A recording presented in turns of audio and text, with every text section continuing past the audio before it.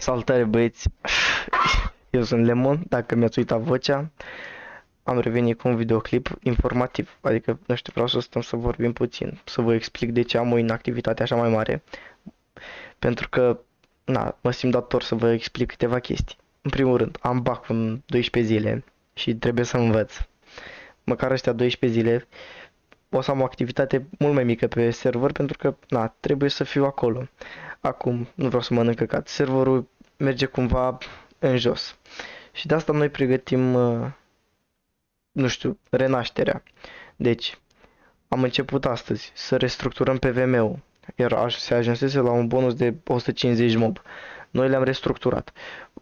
Obiectele nu și-au pierdut valoarea, pentru că chiar dacă le-am restructurat inteligent, adică dacă tu aveai 100 mob și ăla avea pe alt mob mai puțin, vă dați seama, tot așa, mai puțin, mai puțin. Vrem să retragem Yang-ul de pe server, să facem cumva să-l scoatem, pentru că e prea mult. E prea mult Yang. Urmează update-ul. După cum ați văzut, a scris Zenu pe Discord că urmează în 2 zile. Dacă în 2 zile update-ul nu o să fie gata, o să schimbăm. Nu mai zic nimic. Așa. Urmează să fie adăugate niște evenimente noi, niște ranuri noi și vrem să facem PVM-ul gen metine mai puțin, ranuri mai mult. Ca asta e intenția noastră. Vrem să echilibrăm PVP-ul. Adică să le echilibrăm, să facem și rasele cele mai, să le facem și alte rase, gen să aducem șamanul sus, chestii de astea. Așa. Vreau să deschid evenimentul cu invită persoane pe Discord. Deci, la 30 de invite-uri, nu știu, o să pun eu un prag, o să fac eu regulile, doar că îmi trebuie puțin timp și cred că mâine o să-l implementez. Și vreau să vă mai vorbesc și despre pachetul cu personalizate unice.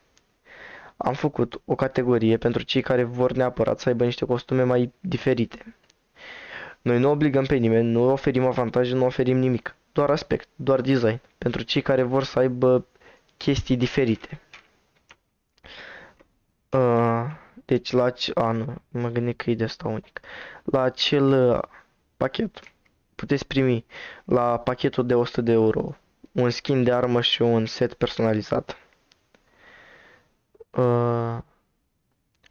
La cel de 200 2 și la cel de 250 ofertă 3. 3 costume și 3 skin-uri de armă personalizate. Aceleași bonusuri ca cele obișnuite, numai că sunt X8.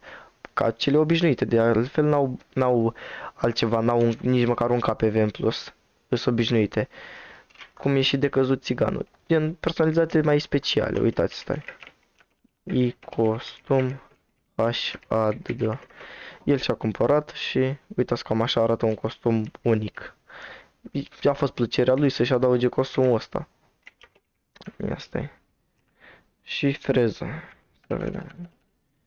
Freză. Asta mi se pare, e freza de la alt set. El și-a adăugat 3 seturi. Mai sunt persoane care și-au luat pachetul. Deci băieți, vă cer 15 zile să termin cu bacul. Și apoi renașterea începe. Eu am fost Lemon și vă salut.